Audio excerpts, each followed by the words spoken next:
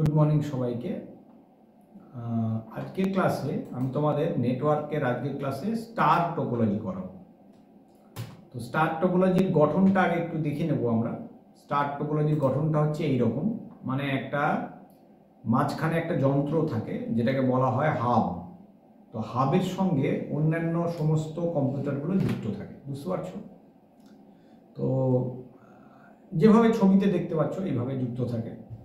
তো হাবটা একটা ওই তোমার বইয়ের মতো দেখতে একটা এরকম চৌকো টাইপের একটা ডিভাইস আর কি। তো ওখান থেকে সব তারের মাধ্যমে বিভিন্ন কম্পিউটারগুলো যুক্ত করা হয়।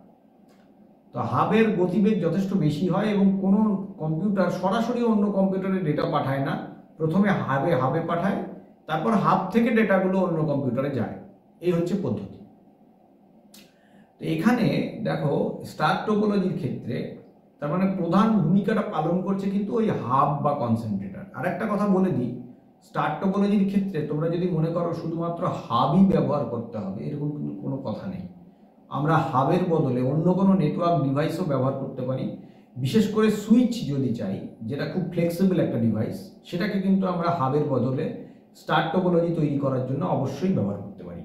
এই টোপোলজিটার নাম স্টার কেন, একটু ছবিটার কথা কল্পনা করো, তাহলে বুঝতে পারবে। এই ছবিটাতে দেখো, আমরা এটাকে যদি ছোট করে আঁকি তাহলে দেখো এইরকম দেখতে হবে। এরকম দেখতে হবে, মাঝখানে হাব রয়েছে, বিভিন্ন কম্পিউটারগুলো এরকম হয়েছে, এবং এটা আরও ছোট ছোট একদম ছোট হয়ে গেলে দেখো তারার মতো লাগছে। সেই জন্য এটাকে বলা হয় স্টার টোপোলজি, বুঝতে পারলে? আচ্ছা, এবার স্টার টোপোলজির কি সুবিধা আছে কি অসুবিধা আছে এটা একটু বলে দিই। সুবিধা হচ্ছে ত্রুটি নির্ণয় করা সহজ। কেন? কারণ হাবের সঙ্গে প্লাগ দিয়ে পরপর পরপর কম্পিউটারগুলো যুক্ত করা আছে। ফলে কি, আমি প্রত্যেকটা কম্পিউটারকে যদি কোথাও একটা এরর হয়, প্রত্যেকটা কম্পিউটারকে খুলে খুলে দেখতে পাবো যে কোথাও এরর আছে কি নেই। ঠিক আছে?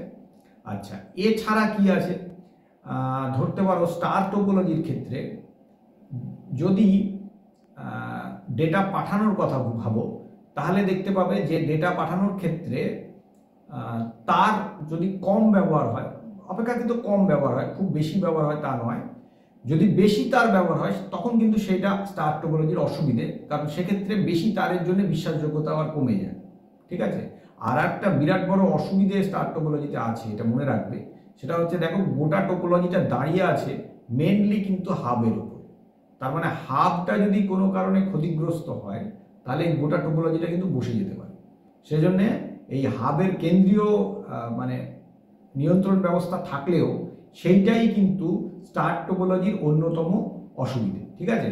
এই টোপোলজির একটা বিরাট বড় সুবিধে হচ্ছে, আমরা চাইলে পরেই দেখো ওই এতগুলো প্লাগ পয়েন্ট রয়েছে, আমরা চাইলে পরেই যে কোনো সময় একটা নতুন কম্পিউটার ওর সঙ্গে অ্যাড করতে পারি, মানে নতুন নোড যুক্ত করা সহজ।